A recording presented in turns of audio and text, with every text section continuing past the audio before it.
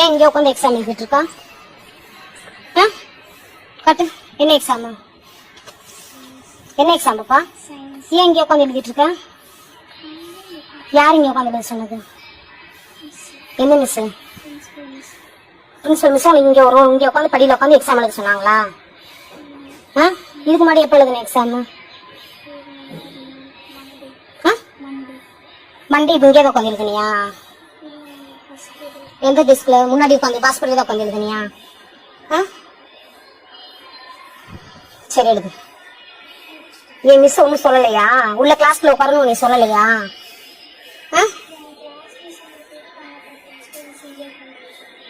புரியல.